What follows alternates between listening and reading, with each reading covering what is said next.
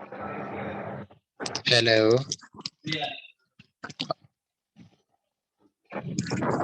जी आ रही है आवाज?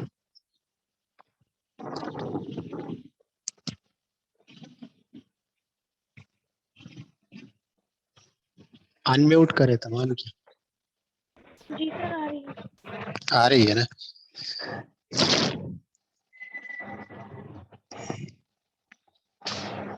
देखिए बॉयज, आज हम थोड़ा डिस्कस कर लेंगे पेपर 3 के बारे में। थोड़ा इंट्रोडक्टरी क्लास है, तमाम स्टूडेंट्स गौर से समझ लेना कि किस तरह का पेपर पैटर्न होगा, कि कैसे हम मैक्सिमम मार्क्स गेन कर सकते हैं। गौर से समझना है, तमाम स्टूडेंट्स अटेंटिव रहे कि हमें क्या करना है पेपर 3 में। देखे पेपर 3 हम थोड़ा डिस्कस कर लेते हैं। पेपर 3 में बेसिकली आपके पास पेपर जो 3 होता है, इसमें आपके पास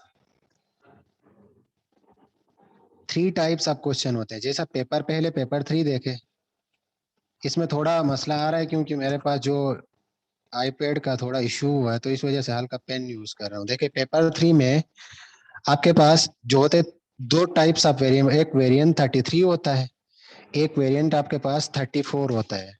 2 टाइप्स ऑफ वेरिएंट होते हैं, एक वेरिएंट 33 होता है, एक वेरिएंट 34 होता है। पेपर 3 में आपके पास टोटल 2 वेरिएंट होते हैं। जो पाकिस्तान में आपके पास इस रीजन में 2 टाइप्स ऑफ पेपर होते हैं। ये दोनों पेपर इक्वल मार्क्स कैरी करते हैं, जैसा 40 मार्क्स का पेपर होता है। इसमें टोटल जो मैक्सिमम मार्क्स है वो 40 मार्क्स का पेपर है। ठीक है, इस 40 मार्क्स को कैसे डिस्ट्रीब्यूट किया हम आगे देखेंगे, लेकिन इसका जो टाइम ड्यूरेशन है, वो जो टाइम ड्यूरेशन है आपके पास, वो आपके पास 2 आवर्स का पेपर है। 2 आवर्स में आपने ये पेपर कंप्लीट करना होता है। मैक्सिमम मार्क्स 40 मार्क्स का पेपर है। ठीक है, और आपके पास जो मैक्सिमम मार्क्स है 40 मार्क्स का है। टाइम ड्यूरेशन इसका 2 आवर्स, और इसमें 2 टाइप्स आप होते हैं, एक वेरिएंट 33 होता है, एक आपके पास वेरिएंट 34 होता है। दोनों में इक्वल क्वेश्चंस होते हैं, जैसा question number 1, question number 2 and question number 3। देखिए अगर आपको इसमें थोड़ा डिस्कस करना है कि इसमें किस टाइप के क्वेश्चंस आते हैं, वो थोड़ा इंट्रोडक्टरी क्लास है तो इसमें हल्का सा हम डिस्कस कर लेंगे, लेकिन फिजिकल क्लास होगी उसमें पूरा कंप्लीट डिस्कशन होगी। पेपर 3 में जो आपके पास क्वेश्चंस आते हैं वो 3 टाइप्स ऑफ क्वेश्चन आते हैं। एक क्वेश्चन नंबर 1,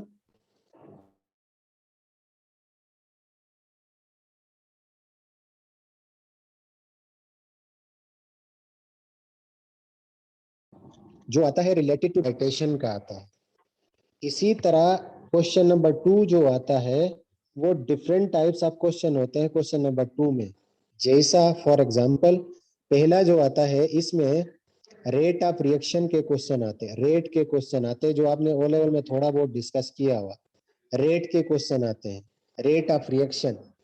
और इसमें सेकंड टाइप्स जो आता है, इसमें इंथैल्पी चेंज के क्वेश्चन आते हैं। इसमें क्या आते हैं? इंथैल्पी चेंज के क्वेश्चन आते हैं क्वेश्चन नंबर 2 में। इंथैल्पी चेंज के क्वेश्चन आते हैं। इसी तरह आपके पास क्वेश्चन नंबर 2 में पहला रेट का क्वेश्चन आते हैं, या तो आपके एज के क्वेश्चन आते हैं, या तो आपके पास गैस कलेक्शन के क्वेश्चन आते हैं, गैस कैसे कलेक्ट कर लेते हैं। ठीक है, गैस कलेक्शन के क्वेश्चन आते हैं। इसी तरह गैस कलेक्शन के क्वेश्चन आते हैं, और आपके पास वाटर ऑफ क्रिस्टलाइजेशन के क्वेश्चन आते हैं। Question number 1 related to titration होगा, जैसा आपने ओ लेवल में थोड़ा बहुत डिस्कस किया हुआ है। और क्वेश्चन नंबर 2 आपके पास डिफरेंट टाइप्स ऑफ क्वेश्चन होंगे, जिसमें या तो रेट ऑफ रिएक्शन होगा, या तो आपके पास एंथैल्पी चेंज होगा, या तो आपके पास गैस कलेक्शन होगा। तो अब इसी पेपर पैटर्न के मुताबिक, और क्वेश्चन नंबर 3 क्या होगा? क्वेश्चन नंबर 3 जो आपके पास होगा में, इसमें आपके पास क्वेश्चन नंबर 3 होगा, इसमें आपके पास आइडेंटिफिकेशन ऑफ सॉल्ट होगा। क्वेश्चन नंबर 3 में आइडेंटिफिकेशन ऑफ सॉल्ट में 2 टाइप्स ऑफ सॉल्ट को डिस्कस कर लेंगे। एक आपने ओ लेवल में भी किया हुआ है, एक है इनऑर्गेनिक सॉल्ट, जैसे आपने NOH और NH3 के साथ रिएक्शन की इनऑर्गेनिक सॉल्ट को, और इसी तरह सेकंड जो हम डिस्कस करेंगे उसमें ऑर्गेनिक को डिस्कस कर लेंगे। ठीक है, ऑर्गेनिक सॉल्ट को डिस्कस कर लेंगे, इनऑर्गेनिक सॉल्ट और या ऑर्गेनिक सॉल्ट को डिस्कस कर लेंगे क्वेश्चन नंबर 3 में। अब दोबारा पैटर्न समझा रहा हूं, देखें इस पेपर 3 में आपके पास दो वेरिएंट होते हैं, एक वेरिएंट 33 होता है, एक वेरिएंट 34 होता है। अब इन दो वेरिएंट के सेम क्वेश्चन होते हैं, डेट चेंज होता है। जब फॉर एग्जांपल अगर आपके पास एक 31 आपके पास अगर आपके पास 29 मई को है तो एक 1 जून को होगा, या सेकंड डेट चेंज होती है, मीन एक 33 वेरिएंट का अलग डेट होगी, 34 का। वहां पे आपके पास सेम टाइप्स ऑफ क्वेश्चन आते हैं। जैसा पेपर में आपके पास 3 टाइप्स ऑफ क्वेश्चन होंगे। एक question number 1 related to titration, question number 2 में डिफरेंट टाइप्स ऑफ क्वेश्चन होंगे, उनमें से एक ही क्वेश्चन आएगा, दो नहीं आएंगे, एक ही। या तो आपके पास रेट ऑफ रिएक्शन के क्वेश्चन होंगे, या तो आपके पास वाटर ऑफ क्रिस्टलाइजेशन के क्वेश्चन होंगे, या तो आपके पास इंथैल्पी चेंज के क्वेश्चन होंगे, या तो आपके पास गैस कलेक्शन के क्वेश्चन होंगे। और क्वेश्चन नंबर 3 जो आपके पास होगा वो आपके पास आइडेंटिफिकेशन ऑफ सॉल्ट के नाम से होगा, जिसे सॉल्ट एनालिसिस भी कहा जाता है। आइडेंटिफिकेशन ऑफ सॉल्ट में आपके पास इनऑर्गेनिक सॉल्ट और ऑर्गेनिक सॉल्ट होंगे। जैसा इनऑर्गेनिक सॉल्ट को आपने ओ लेवल में भी थोड़ा बहुत डिस्कस किया हुआ है, ऑर्गेनिक को डिस्कस नहीं किया। ऑर्गेनिक हम AS लेवल में हम इसकी प्रैक्टिकली कैसे परफॉर्म करते हैं वो लैब में हम डिस्कस कर लेंगे। ठीक है, अब जो हमारे पास स्टार्टिंग से देखें, थोड़ा स्टार्ट कर लेते हैं। जैसा टाइटेशन में, टाइटेशन होता क्या है, टाइटेशन कहते हैं किससे है, देखिए हम पहले से डिस्कस कर लें। जैसा आज थोड़ा बहुत डिस्कस कर लेते हैं। देखिए टाइटेशन, टाइटेशन को समझने के लिए आपको एक पहले चीज समझनी होगी कि टाइटेशन जैसा एक आपके पास है HCl है, हाइड्रोक्लोरिक एसिड, जिसे हाइड्रोक्लोरिक एसिड कहा जाता है HCl। एक आपके पास है सोडियम हाइड्रोक्साइड है, एक आपके पास क्या है, सोडियम हाइड्रोक्साइड है। एक HCl है, एक आपके पास सोडियम हाइड्रोक्साइड है। अगर आपके पास इन दोनों को टाइटेट करवाना है, टाइटेशन का मतलब जो आप ब्यूरिट यूज करोगे, कॉनिकल फ्लास यूज करोगे, और आपके पास क्या होगा, पिपेट यूज करोगे, इन तीन के जरिए हम टाइटेशन कर सकते हैं। टाइटेशन जो हमारे पास डेफिनेशन होगी, इसकी डेफिनेशन यह होगी, देखिए मैं आपको स्क्रीन में एक चीज चेंज कर रहा हूं जहां पे टाइटेशन की, उसके लिए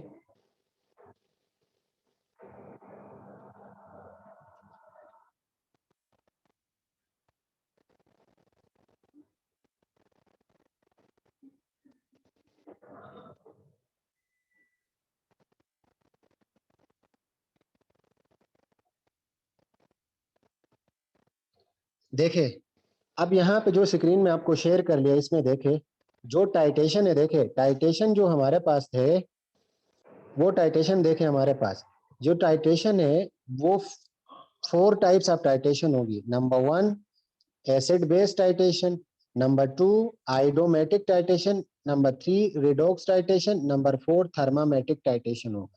ये क्वेश्चन नंबर 1 इस तरह होगा। क्वेश्चन नंबर 2 में देखे आपके पास वाटर ऑफ क्रिस्टलाइजेशन ये आ सकता है, या तो आपके पास इंथैल्पी चेंज के क्वेश्चन होंगे, या तो आपके पास डिकम्पोजिशन रिएक्शन होगा, या तो आपके पास गैस कलेक्शन के क्वेश्चन होंगे, या तो आपके पास रेट ऑफ रिएक्शन के क्वेश्चन होंगे जो रेट के नाम से। ये क्वेश्चन नंबर 2 था। तो अब यहाँ पे जो टाइटेशन है इसकी डेफिनेशन क्या होगी, इसकी डेफिनेशन ये होगी, जैसा अगर हमारे पास टाइटेशन है इसकी डेफिनेशन ये होगी, to find the concentration of unknown solution by using the known solution is called titration. दोबारा बता रहा हूं, देखें, to find the concentration of unknown solution by using the known solution are called titration. जैसा देखे अब यहाँ पे देखें, अगर यहाँ पे आपके पास टाइटेशन की डेफिनेशन में बता दूं तो इसमें डेफिनेशन में मैंने आपको ये बताया है, to find the concentration of unknown solution by using the known solution is called titration. अगर यहाँ पे मैं टाइटेशन की डेफिनेशन आपको बता दूं, इसकी डेफिनेशन ये बताया, to find the concentration of unknown solution by using the known solution is called titration. देखे, अगर यहाँ पे मेरे पास है एक HCl, यहाँ पे देखे एक दिया हुआ HCl है, एक सोडियम हाइड्रोक्साइड है। जैसा HCl की कंसंट्रेशन मुझे दी गई है 0.021 मोल पर DM³ है, और इसी तरह हमारे पास HCl की दूसरी जो वॉल्यूम दिया हुआ है 23 cm³ दिया हुआ है, और सोडियम हाइड्रोक्साइड का जस्ट वॉल्यूम दिया हुआ, कंसंट्रेशन नहीं दिया हुआ है। तो डेफिनेशन ऑफ टाइटेशन ये होगी, to find the concentration of unknown solution. Unknown mean sodium hydroxide unknown है। अगर मेरे पास अननोन सोडियम हाइड्रोक्साइड है और नोन हमारे पास हाइड्रोक्लोरिक एसिड है, तो अगर हम अननोन की कंसंट्रेशन फाइंड आउट करें by using the known solution इसका are called टाइटेशन। टाइटेशन की डेफिनेशन ये होगी। ये बात समझ आ गई आपको? देखिए टाइटेशन दोबारा बता रहा हूं, to find the concentration of unknown solution by using the known solution are called titration. जो टाइटेशन होगी किसी अननोन की कंसंट्रेशन फाइंड आउट करने के मेथड को हम टाइटेशन कहते हैं। तो अब टाइटेशन के कितने टाइप्स बताया? There are 4 types of titration. Number 1 acid base titration, number 2 redox titration, 3 iodometric titration, number 4 thermometric titration. ये हमारा आज का टॉपिक है कि हम टाइटेशन से स्टार्ट करेंगे। इन तीन में कैसे किस तरह का डिफरेंस है, सबका मेथड क्या सेम है? तो इसका मतलब आपका आंसर होना चाहिए यस, बिल्कुल सेम होना चाहिए। ठीक है, सबका मेथड सेम है। सबका मेथड क्या है? टाइटेशन का मेथड सेम है। सब में पिपेट यूज होगी, सब में ब्यूरेट यूज होगा, सब में कॉनिकल फ्लास्क यूज होगी, but the difference is that कि हमारे पास एसिड और बेस की बात करें, स्टार्ट कर रहे हैं एसिड और बेस से। देखिए एसिड आपके पास कलरलेस सोल्यूशन है, बेस भी आपके पास कलरलेस सोल्यूशन है। जैसा आपने क्या किया कि आपने किया कि ये जो हमारे पास जो नीचे रखा हुआ ये के पास है, ये वाला ये कॉनिकल फ्लास्क है, this one is conical flask, और ये आपके पास है, मेरे पास ब्यूरिट है, ये मेरे पास क्या है? ब्यूरिट है। अगर मैं ब्यूरिट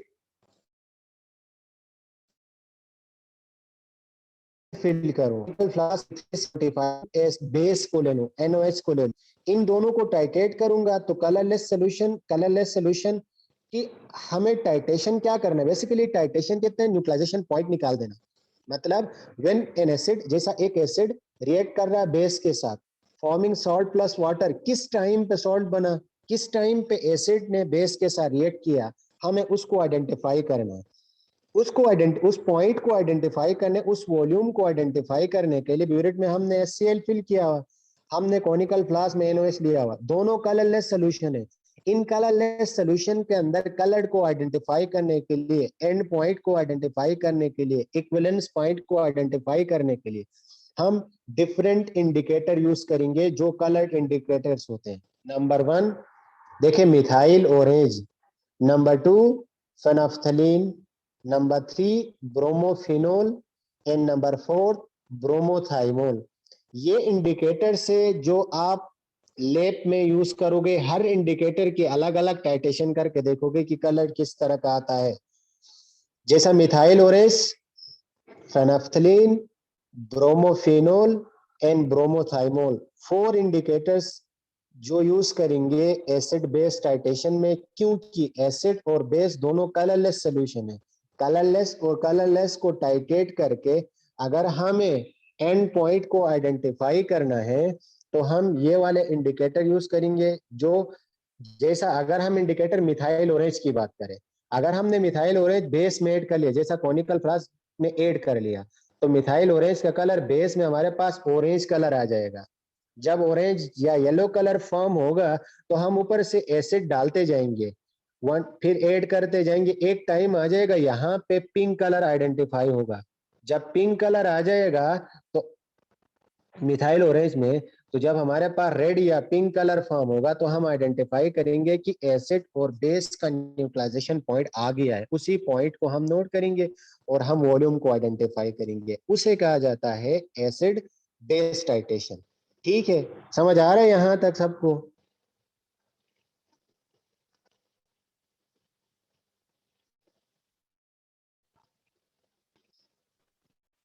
जी सर।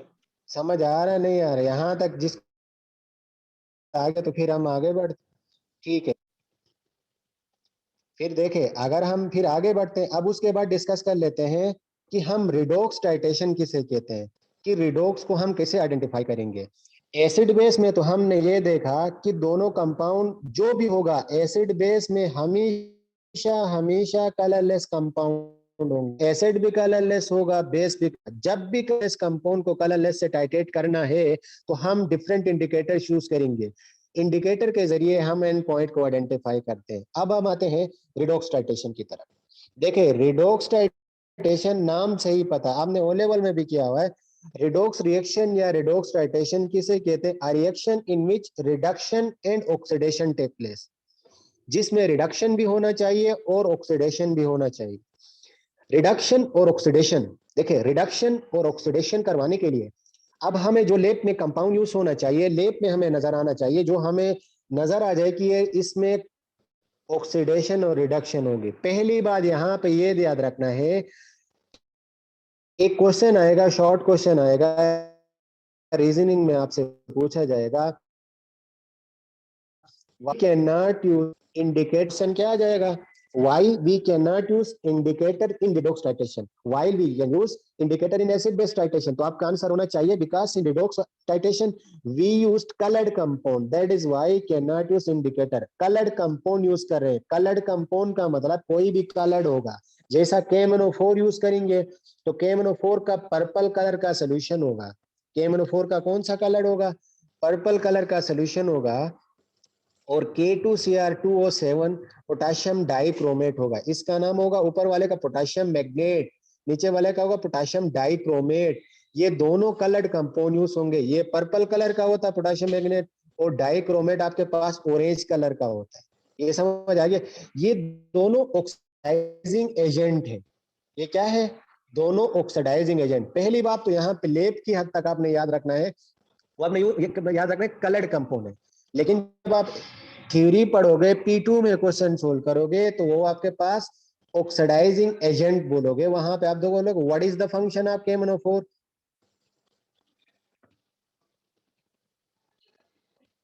बिल्कुल ऐसा भी हो सकता है, बिल्कुल इस तरह भी हो सकता है कि आप ऑक्सीडाइजिंग एजेंट के तौर पर यूज होगा। मीन ऑक्सीडाइजिंग एजेंट का फंक्शन क्या होगा? ऑक्सीडाइजिंग एजेंट का फंक्शन होगा इट सेल्फ रिड्यूस हो रहा है, खुद रिड्यूस हो रहा है, किसी और को ऑक्सीडाइज करवा रहा है। मतलब कि जैसा लेप में कैसे याद करोगे, तो लेप में याद करने के लिए आप एक बात याद रखना है कि लेप में ये होगा कि जिसका कलर डिसअपियर हो रहा है, जैसा पर्पल कलर किसी और कलर में कन्वर्ट होगा। हमेशा हमेशा रिडॉक्स टाइटेशन में याद रख लेना KMnO4 यूज होगा, क्योंकि पाकिस्तान में फिलहाल K2Cr2 पे बैंड है। ये एटम बम वगैरह बनाने में यूज हो रहा है, इस वजह से इस पे बैंड लगाया हुआ है। तो इस वजह से हमारे पास KMnO4 वगैरह यूज होता है, जस्ट KMnO4 यूज होता है। तो KMnO4 का जो ओरिजिनल कलर है, जो न्यूट्रल कलर है, वो पर्पल कलर का होता है। जो पर्पल कलर होगा वो उसका ओरिजिनल कलर होगा। एंड पॉइंट इसका क्या आ जाएगा? पिंक कलर में कन्वर्ट हो जाएगा। एंड इसका पिंक कलर में कन्वर्ट हो जाएगा। एंड पॉइंट उसका पिंक आ जाएगा। पर्पल कलर डिसअपियर होगा, किस में कन्वर्ट हो जाएगा? पिंक में कन्वर्ट होगा। अब आपने याद ये रखना है कि KMnO4 जब ब्यूरिट में फिल करोगे तो उसका अपना कलर पर्पल कलर होगा। जैसा 0 तक आपने फिल कर लिया, टाइटेट कर लिया, एक टाइम आ गया ये पर्पल कलर किस में कन्वर्ट हो गया? Pink colour. तो आपने उसी टाइम वॉल्यूम नोट करना है और कैलकुलेशन करनी है। तो यहाँ पे जो KMnO4 हो गया, ये ऑक्सीडाइजिंग एजेंट के तौर पर। ऑक्सीडाइजिंग एजेंट कैसे? यहाँ पे एक एग्जांपल मैंने लिया हुआ, जैसा आपने कॉनिकल फ्लास्क में आयरन 2 ले लिया, ठीक है, तो अब KMnO4 आपने ब्यूरिट में फिल कर लिया। जो KMnO4 की ऑक्सीडेशन स्टेट है इस वक्त KMnO4 के अंदर Mn की जो ऑक्सीडेशन स्टेट है +7 है, तो ये रिड्यूस होगा +2 में, और Fe+2 ऑक्सीडाइज होगा +3 में। देखे, ये +7 से +2 में कन्वर्ट हो जाना, इसका मतलब इसके अंदर रिडक्शन हो रही है, खुद रिड्यूस हो रहा है, इसका अपना कलर जा रहा है। मीन जिसका कलर डिसअपियर हो रहा है वो स्पीशीज रिड्यूस। देखे, अब हमारे पास Fe+2 है, तो Fe+2 के अंदर हमारे पास क्या हो रहा है? Fe+2 कन्वर्ट हो रहा है किसमें? Fe+3 में कन्वर्ट हो रहा है। Fe+2 कन्वर्ट इनटू Fe+3, इसका मतलब उसमें ऑक्सीडेशन हो रही है, oxidation take place. Fe+2 convert into Fe+3 का मतलब ये हो गया, ये खुद क्या हो गया, रिड्यूस हो गया, किसी और को ऑक्सीडाइज कर लेना, mean KMnO4 itself reduce and iron 2 oxidize into iron 3. That is why these reactions are called redox reaction, and this type of titration is called redox titration. ठीक है, तो ये हमारे पास आ गया रेडोक्स टाइटेशन का। ये भी समझ आ गया या नहीं आया? जिसको देखिए अभी आपको क्लियरली ये नहीं कि भाई सर क्या पढ़ा रहा है यार, ऊपर ऊपर से जा रहा है, ऐसा नहीं है। जब ये आहिस्ता आहिस्ता आप जैसा फर्स्ट क्लास इंट्रोडक्टरी क्लास में इतना आपको समझ आ जाएगा, तो अब नेक्स्ट क्लास में अब इससे और ज्यादा समझ आ जाएगा। जब प्रैक्टिकली बिल्कुल परफॉर्म करोगे तो आपको सारी चीजें क्लियर होती जाएगी आहिस्ता आहिस्ता। ठीक है, और किसी ने कुछ पूछना है यहाँ तक? सर ये पिंक और पर्पल कलर वाली बात थी, वो जरा वापसी रिपीट कर दें। रिपीट देखें, जो KMnO4 है, जैसा KMnO4 आपके पास आपके सामने रखेंगे, उस KMnO4 का जो ओरिजिनल कलर है, जो न्यूट्रल कलर है, जो इस कलर में मौजूद होता है, उसका अपना कलर पर्पल कलर होता है। हम तो बेसिकली रिडॉक्स में कोई इंडिकेटर तो यूज नहीं करते हैं, तो इस वजह से कलर्ड कंपाउंड यूज करते हैं, तो इसका अपना जो कलर है वो पर्पल कलर है। तो ये पर्पल कलर जो हो रहा है वो ओरिजिनल कलर है। जैसे हमने ब्यूरिट में पर्पल कलर फिल कर लिया, KMnO4 फिल कर लिया, आप कोनिकल फ्लास्क में आपने आयरन 2 ले लिया, या तो इसका हल्का सा ग्रीन कलर होगा या तो आपके पास कलरलेस सोल्यूशन होगा। जब आप ऊपर से पर्पल कलर उस कोनिकल फ्लास्क में जितना आपने वॉल्यूम Fe2 का लिया उसमें ऐड करती जाओगे, तो एक टाइम आ जाएगा ये पर्पल कलर पिंक में कन्वर्ट हो जाएगा। जिस टाइम पे आपके पास पिंक में कन्वर्ट हो गया उस टाइम पे रीडिंग नोट करनी है। इस टाइप को रिडॉक्स टाइटेशन कहते हैं, मीन पर्पल उसका original colour, and point pink है। तो पर्पल कलर बेसिकली KMnO4 का अपना कलर है जो पिंक कलर में कन्वर्ट हो रहा है। ठीक ओके है, सर। ठीक है। तो अब उसके बाद देखिए, अब इसमें आपके पास जो होगा, जो थर्ड टाइप होगा, वो हमारे पास होगा आइडोमेटिक टाइटेशन। थर्ड टाइप अब हमारे पास क्या होगा, आइडोमेटिक टाइटेशन होगा। आइडोमेटिक टाइटेशन में देखें, आइडोमेटिक टाइटेशन नाम से ही जाहिर हो रहा है। देखें, आइडो मतलब ये होता है कि आइडो का मतलब होता है I2 का लिबरेट हो जाना, I2 बना लेना, I2 बन जाना। कैसे बनेगी इस आयोडीन को? देखिए, आइडोमेटिक टाइटेशन में पहली बात ये समझ रहे, देखिए दोबारा मैं रिपीट कर रहा हूँ, एसिड बेस से, एसिड बेस में दोनों कंपाउंड कलरलेस होते हैं, इस वजह से इंडिकेटर यूज करोगे। कौन से indicator? Methyl orange, फेनोफ्थलीन, bromophenol, bromothymol, ये 4 इंडिकेटर्स होते हैं। ये 4 इंडिकेटर जो आप लैब में यूज करोगे। अब उसके बाद हम आ गए रिडॉक्स में। रिडॉक्स में कलर्ड कंपाउंड यूज होता है, इस वजह से हम कोई इंडिकेटर यूज नहीं कर रहे हैं। अब हम आते हैं आइडोमेटिक में। आइडोमेटिक टाइटेशन का मतलब ये होता है कि आयोडीन का बन जाना। आयोडीन का बन जाना मतलब आयोडीन बनाना या बन जाना किसे कहते हैं? कि इसको आयोडीन को लिबरेट करवाना है। लिबरेट करवाने के लिए कोई ना कोई लैब में ऐसा केमिकल मौजूद होना चाहिए, कोई ना कोई ऐसा रिएजेंट मौजूद होना चाहिए जो आयोडीन बना रहा हो। तो आयोडीन जो बना रहा है उसका नाम है KI। इसको यूज करके आप आयोडीन बनाओगे। मतलब ये हो गया कि KI होगा, ये किसी और के साथ रिएक्शन करेगा। मीन कॉपर जैसा, अगर देखे KI अगर आपके पास I नेगेटिव रिएक्ट कर रहा है Copper+2 के साथ। जी सर, तो आयोडीन हमारे पास प्योर फॉर्म में नहीं होगा, हमें खुद ही उसको रिएक्ट करके निकालना पड़ेगा। बिल्कुल बिल्कुल, प्योर फॉर्म में आयोडीन नहीं मिलेगी आपको, कंपाउंड फॉर्म में मिलेगी, वहां से आपने आयोडीन को लिबरेट करवानी है। Sir thank you. ठीक है, अब जैसा देखो ना, आयोडाइड तुम फॉर एग्जांपल आयोडाइड को रिएक्ट करवा रहे हो, KI से मैंने आयोडाइड आयनिक इक्वेशन में लिखा, आयोडाइड तुमने Copper+2 के साथ रिएक्ट करवाया। अब मुझे ये बात बताओ, Copper+2 का, कॉपर का कलर क्या होता है? जी बोले, एक बंदा, पिंक एक पिंक स्टूडेंट बताए। नहीं, Copper+2 का कलर ब्लू। हाँ, वेल डन, ब्लू कलर का सोल्यूशन होता है। वेल डन, ब्लू कलर का सोल्यूशन है। जब सर तुम वो तो इसमें, सोल्यूशन होता है। तो वही सोल्यूशन ही यूज करोगे ना, लैब में सोल्यूशन के जरिए टाइटेशन करनी है। अच्छा हो गया। सोल्यूशन ही, ठीक है। Copper+2 का कलर आपके पास ब्लू कलर का सोल्यूशन होगा। जैसे उसी सोल्यूशन में तुमने क्या कर लिया, थोड़ा सा पोटेशियम आयोडाइड डाल दिया, तो ये जो ब्लू कलर होगा वो ब्राउन में कन्वर्ट हो जाएगा। ब्लू कलर किस में कन्वर्ट हो जाएगा? बोलो, मैं क्या बोलो, ब्राउन कलर कन्वर्ट हो जाएगा किस में? ब्लू ब्लैक या वो जो आयोडीन नहीं का original नहीं color? नहीं, अभी हमने कोई स्टार्च वगैरह नहीं डाला हो, पहले हम रिएक्शन करवा रहे हैं। पहले हमने थोड़ा सा सोल्यूशन ले लिया, उसी सोल्यूशन में हमने आयोडाइड डाल दिया, मीन पोटेशियम आयोडाइड डाल दिया, तो ब्लू कलर चेंज हो गया ब्राउन में। अब मुझे आपको ये बात समझाना है कि यहाँ पे कॉपर +2 क्या हो गया, रिड्यूस हो गया या ऑक्सीडाइज हो गया? रिड्यूस हो गया। ऑक्सीडाइज हो गया ना सर?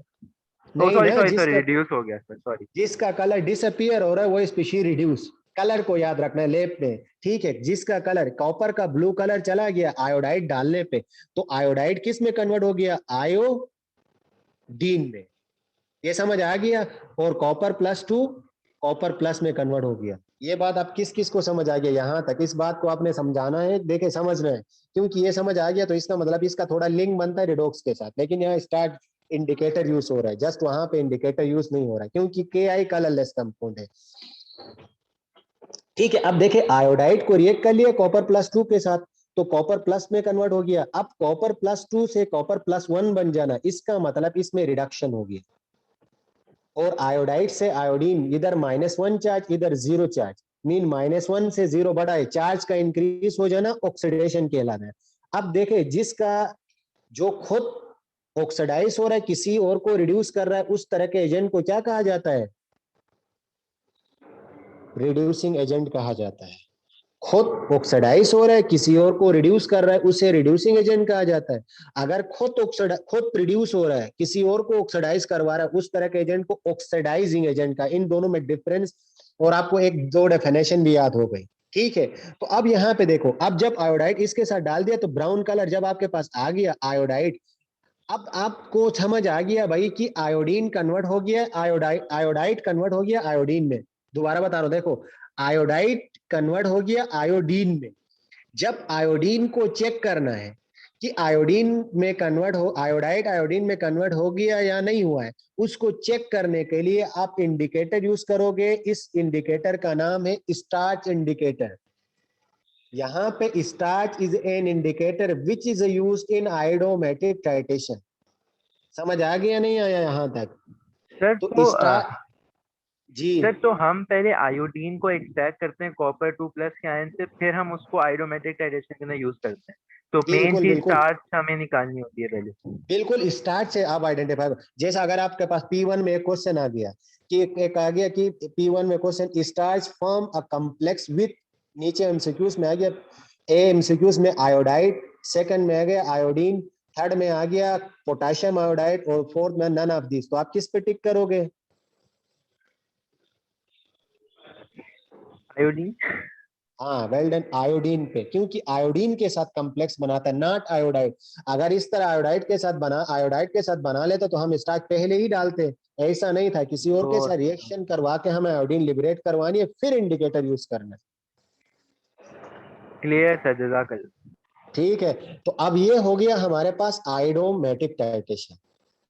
ठीक है, अब यहां तक आपने समझना है बस। टोटल यहाँ पे ये इंट्रोडक्टरी क्लास में इतना समझाना है, थर्मामेटिक टाइटेशन लिंक है एसिड बेस के साथ, लेकिन वो जब तक परफॉर्म नहीं करेंगे हमें समझ नहीं आएगा प्रैक्टिकली, सिर्फ थ्योरेटिकल पोर्शन यहाँ तक था।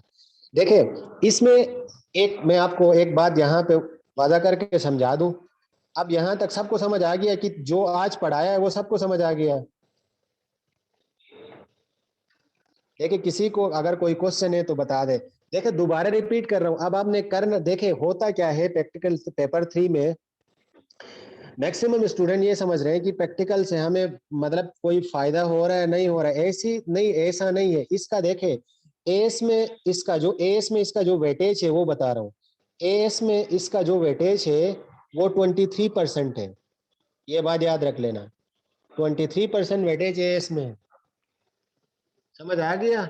एएस में इसका वेटेज 23% है। अगर ए लेवल कंप्लीट करोगे तो वहां पे आपके पास कितना परसेंट होगा? 12% होगा। इसका मतलब क्या हो गया? क्योंकि हमारे पास 4 5 एक P1 होता है, एक P2 होता है, एक P3, एक P4, एक P5 होता है।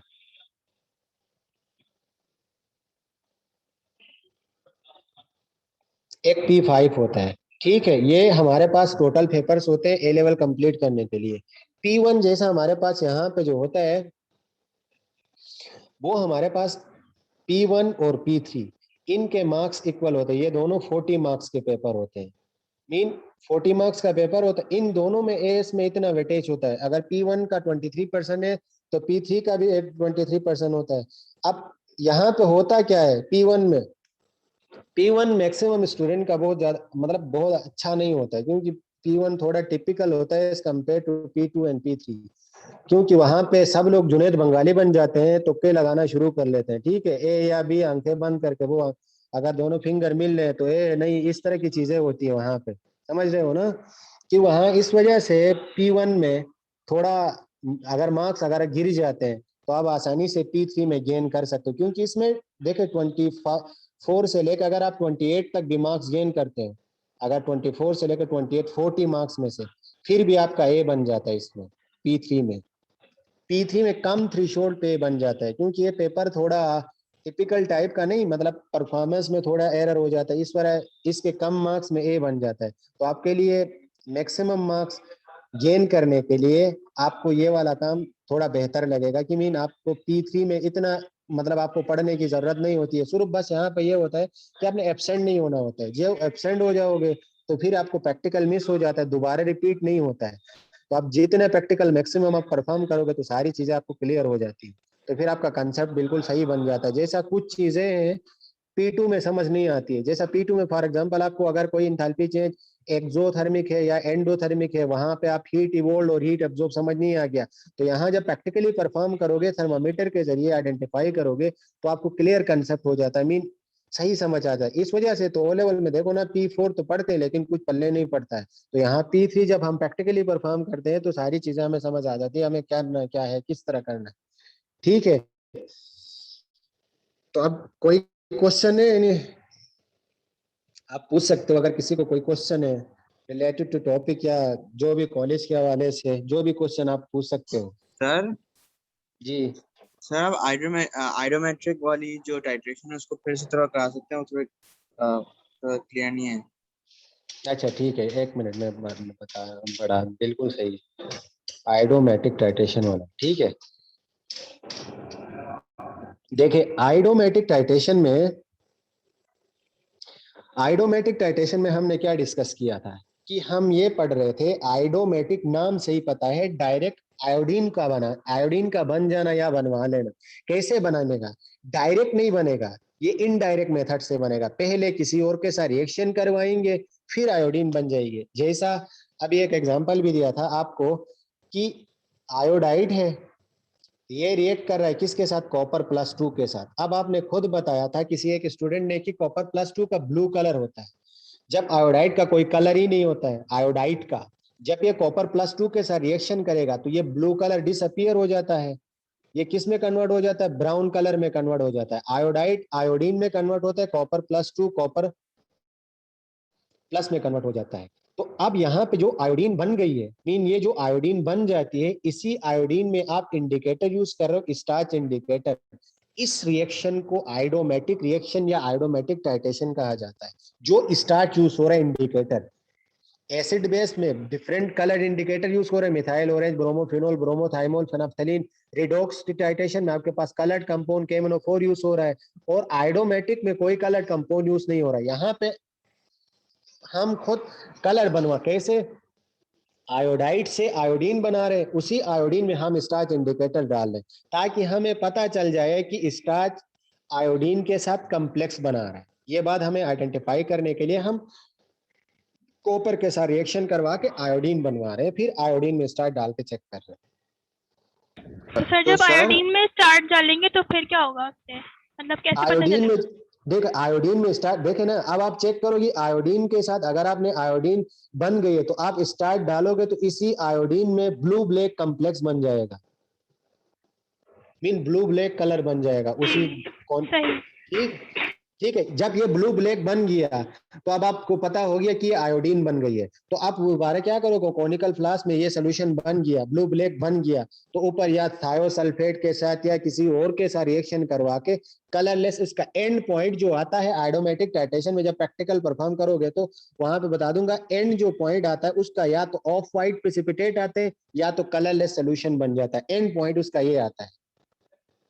लेकिन यहाँ आयोडोमेटिक को समझने के लिए जस्ट हमें चेक करना है कि ब्लू ब्लैक कम्प्लेक्स बन, देखिए अगर आपके पास कॉपर +2 कन्वर्ट ब्लू, देखिए अगर आपके पास blue colour remains the same रह रहा है, आयोडाइड डालने के बाद BKI आपने 10 cm क्यूब डाला फिर भी ब्लू रह रहा है, 20 cm क्यूब डाला फिर भी ब्लू रह रहा है, 30 cm क्यूब, तब तक ऐड करना है जब तक ब्लू कलर डिसअपियर नहीं होता है।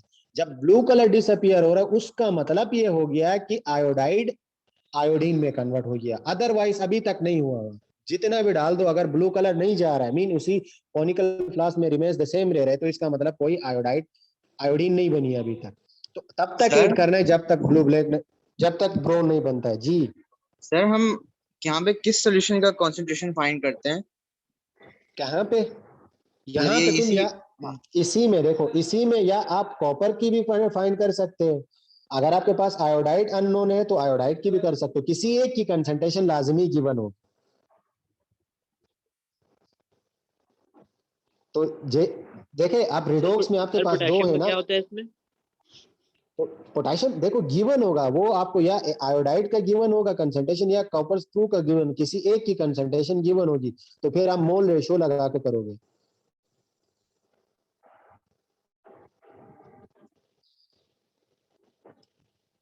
ठीक है, ये इस तरह होगा मोल्स का कंसेप्ट, वो तो जब प्रैक्टिकली जब आप परफॉर्म करोगे उसके बाद करवा दूंगा। अभी फिलहाल जहां तक सिर्फ टॉपिकल समझना है कि हमें कैसे परफॉर्म करना है, किस टाइप के टाइटेशन होते हैं, पूरा आपको सिलेबस समझ आ गया कि हमें करना क्या है, किस तरह के क्वेश्चन आते हैं, ये आपको समझाना था आज। अच्छा ठीक सर, है, ये सारी थ्योरी भी हमें उसके साथ साथ लिखनी होगी, मतलब कि इक्वेशन बनाना और सारे एंड रिजल्ट वगैरह सब कुछ?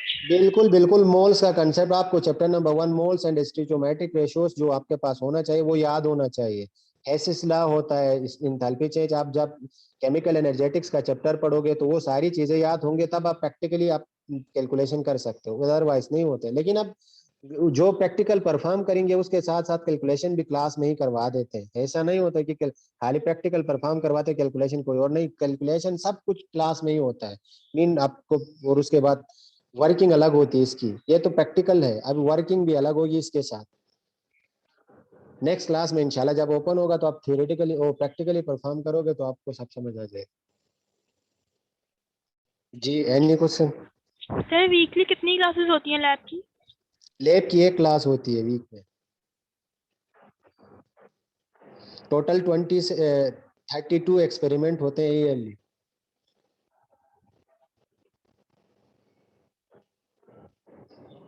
फर्स्ट 3 मंथ एक एक एक्सपेरिमेंट होते हैं। मीन जैसा आपका हाथ बैठ जाता है, आपको कैलकुलेट, जैसे आपको सारी चीजें समझ आ गई क्या करना है, फिर उसके बाद एक दिन में 2 प्रैक्टिकल करवाते हैं, मीन 2 आवर्स में।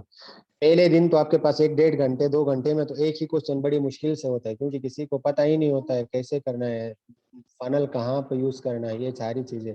जब एक मंथ गुजर जाता है तो नेक्स्ट मंथ से फिर एक मतलब एक टाइटेशन का क्वेश्चन लग जाता है, फिर उसके साथ साथ एक छोटा क्वेश्चन वाटर ऑफ क्रिस्टलाइजेशन का, फिर एक टाइटेशन का क्वेश्चन होता है, फिर water of rate of reaction का कोई क्वेश्चन, फिर आपके पास इसी तरह होता होता पूरा कोर्स कंप्लीट हो जाता है, टाइम पे ही होता है, उसके मसला नहीं।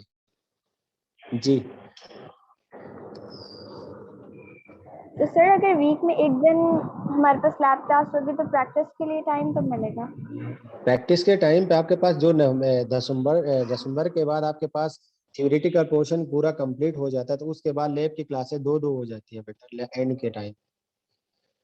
जब एग्जाम करीब आते हैं उसके बाद, उससे पहले पहले जो आपने पहले किया हुआ है वो सारे, तो जैसा एक बुकलेट मिलेगी यहाँ आओगे तो क्लास में, तो वो सारी तो कंप्लीट हो जाती है, दिसंबर के एंड तक कंप्लीट हो जाता है पूरा कोर्स।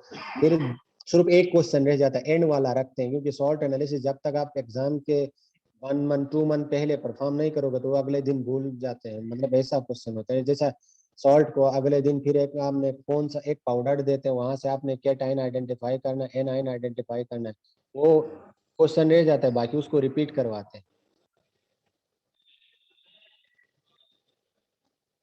जी